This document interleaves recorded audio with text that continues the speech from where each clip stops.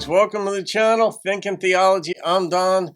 I'm going to be changing the name of the channel at some point, probably, I don't know, maybe when I hit 1,000 subs, maybe before that, just because this isn't about establishing or defending theology. It's just anything that touches, generally speaking, on theological topics. It could be anti-theology, could be pro-theology, but I look at the arguments. I'm agnostic. I'm in the middle. I understand the arguments for belief in God. I understand why not to, and in any case. But I'm taking a look at Sabine Hossenfelder's.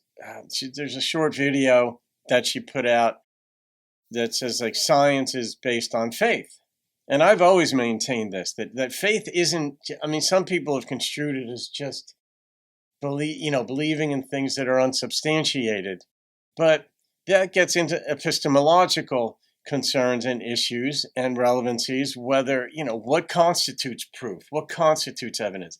Everything is based on a certain measure of trust or faith in how you've gained your information. And right now we live in an age where scientific inquiry is providing a lot of benefits. I mean, dentistry and medical stuff helps us with things. And so we tend to trust them. If we have, for example, if we have a dentist we like, but the drill that spins at like 1,000,000 revolutions per minute or something, I mean, they're absurdly fast, these drills, which allows them to go through these hard metals. And then you put these composites in there and such polymers and whatever else, resins, and that make your teeth better and no pain. All of that, we like that part of it.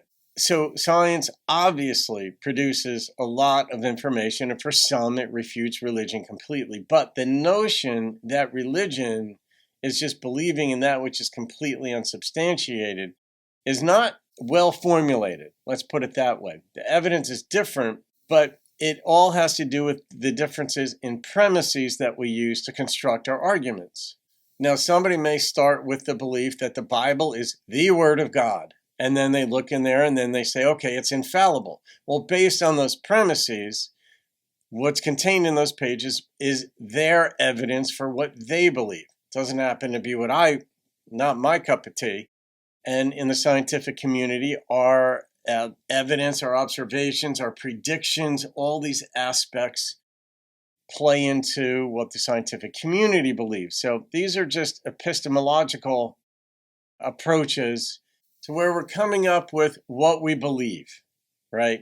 And the Marines have a saying, semper fi, which just is semper fidelis, which means like always faithful. That's not a religious thing per se. It isn't like, we're always believing in God. It's we trust our fellow Marines to work together as a team. And if somebody dies on the battlefield, we're going to get you out no matter what. There are many facets to that degree of trust. Some people place their trust on sacred texts. Some people in scientific inquiry. Others purely in logic, just contemplation. So we each place our faith in different things. I don't know if Sabine is going to go in this direction. I think she's an atheist, but she does claim that science is also based on faith. So let's see where she goes. And the title of this, The Problem of Induction. Right. As opposed to deductive reasoning, which basically would be not infallible, nothing is, but would be more reliable than induction or inductive reasoning. Will the world end? Someone asked me that on Twitter. You might think I'm not the right person to answer that question, but hear me out. She loves starting videos like that. The world as we know it depends on the laws of nature continuing to do their thing. Gravity, electromagnetism, nuclear forces, and so on. If they stopped working tomorrow, the world did quite literally end. Take, for example, Pauli's exclusion principle. It's a law of nature that says that two fermions can't be in the exact same state. Electrons are fermions, and the exclusion principle is the reason why they sit on shells around the atomic nucleus, like layers of an onion, and not all together on one shell. The structure of these electron shells is the reason why chemistry works. It's also the reason why you don't fall through the floor. If the exclusion principle stopped working tomorrow, Earth would collapse. Or think of gravity. If gravity became weaker, Earth would fly away into outer space. or if the vacuum expectation value of the Higgs changed, empty space it, rip apart and release huge amounts of energy, and so on. There are many ways the world could end. But you might say the laws haven't done that so far, so it seems kind of unlikely they'll do it tomorrow, right? Well, it's not that simple. This method is called induction. You look at what happened in the past and draw conclusions about what's likely to happen in the future. Unfortunately, this argument doesn't work when it comes to the laws of nature themselves.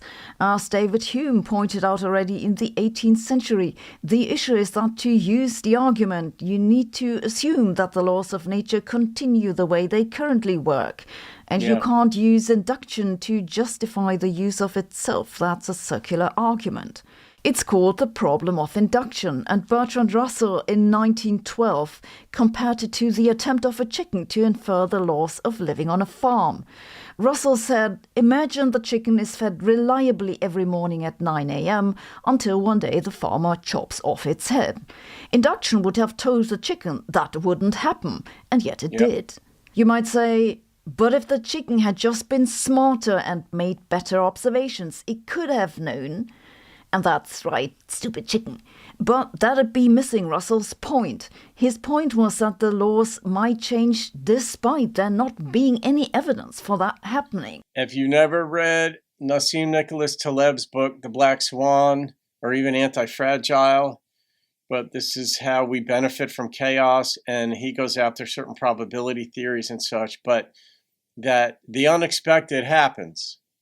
And he gets into them being fat tails, and he goes after different Gaussian distributions and all this kind of stuff. But the basic principle is that just because everything we describe, every analysis we have is based on the past.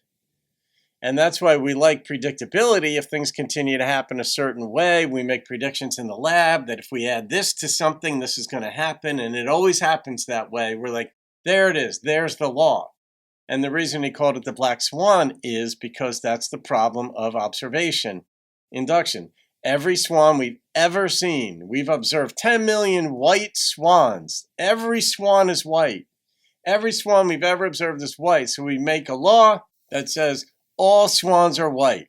That's our conclusion. So any swan we see in the future is going to be white. That is true until the swan shows up that is blue, red, green, black, some other color, but white. That disproves the entire law that we'd come up with. And Taleb's idea basically is that everything, we explain history. Everything is backward looking. Our assessment of stock markets, he loves going after those and academicians especially, and is based on this problem that she's talking about. They depict it in different ways, but it's the same argument. And it is. In primer course in philosophy in college, you will study inductive reasoning versus deductive reasoning, pros and cons. Because you can't assume that it doesn't happen to argue that it won't happen. Then how do we know that the laws of nature will continue to function tomorrow? Small sample size, maybe. We can't know. The only thing we can do is have faith in the laws of nature. That's what science is ultimately based on.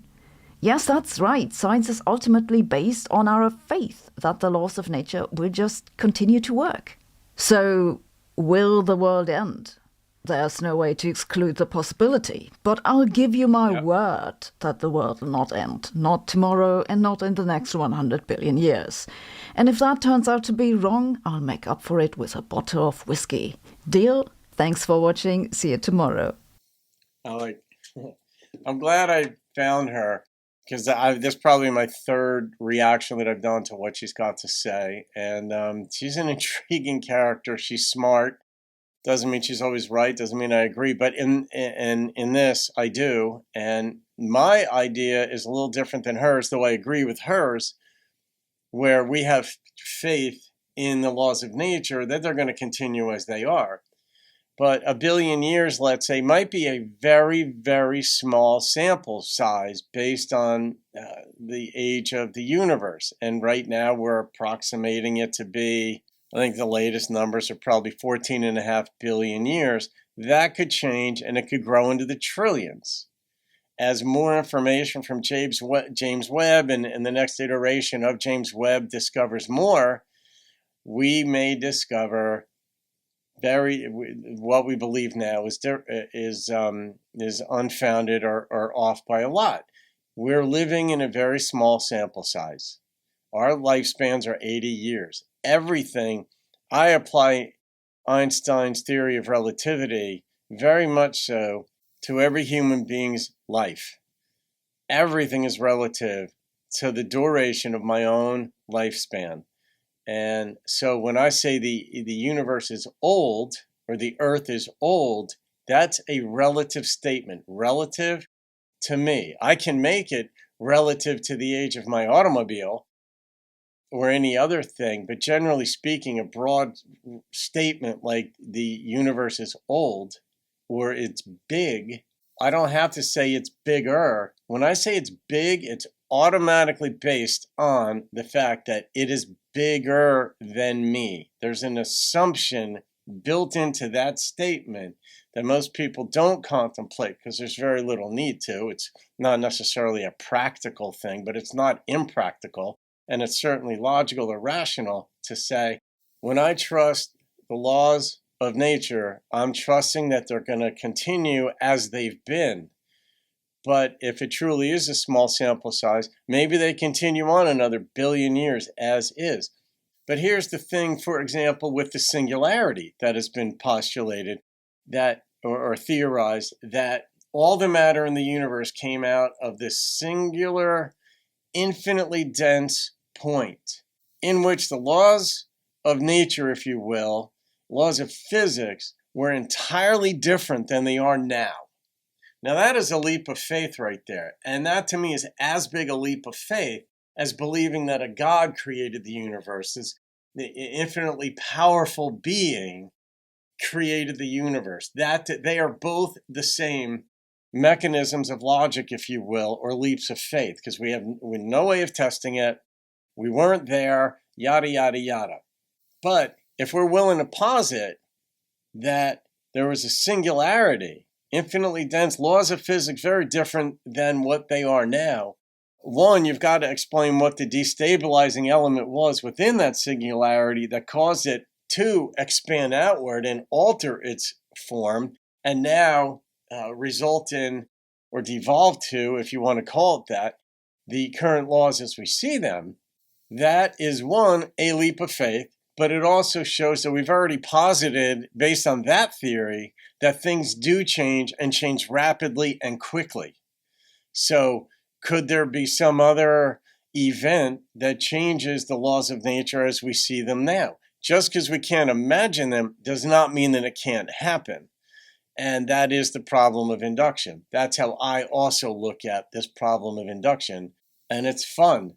So, all right, guys, I'm going to leave it at that. That's a lot of fun, but it sort of gets into the way in which we process information. And it's the difference, too. It does have theological implications because the atheistic community who relies exclusively on science doesn't realize that trust is being placed in a certain approach to acquiring what we consider to be knowledge, right?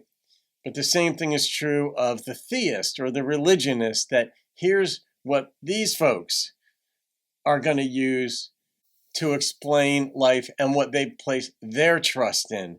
And it's the same process. It's just different premises. It's just different sources of information coming in. And even some of the philosophers like, the Gnostics and even Plato was big on contemplation being the revealing element of what constitutes truth. It wasn't observation.